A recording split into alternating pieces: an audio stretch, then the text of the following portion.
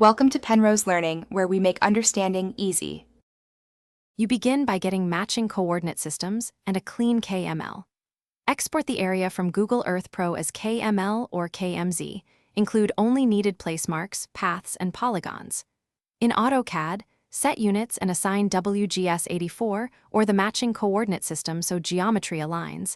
This prevents scale or shift errors. Once done, enable the Data Connect or Google Earth Import plugin. You want a minimal dataset to speed the transfer and reduce clutter when you actually bring it into your drawing. Now import the KML into Autocad via Data Connect or the plugin. Select specific layers and preview. This helps avoid unnecessary objects.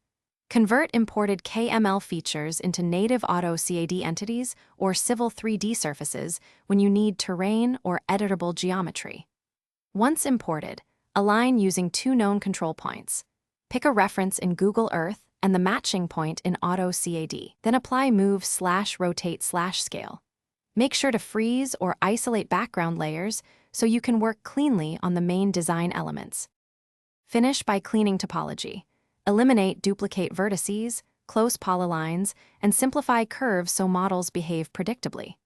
Save the drawing as DWG, and if you want Google Earth visualization, export corrected geometry back to KML/KMZ with correct elevation settings. If things look misaligned, check units and datum first. Then verify KML altitude mode, absolute versus relative to ground, and reproject if required. One key troubleshooting tip: when persistent shift occurs, re-import using a different coordinate projection and match two control points to force correct placement. Thanks for watching. If this was helpful, leave a like and consider subscribing. See you next time.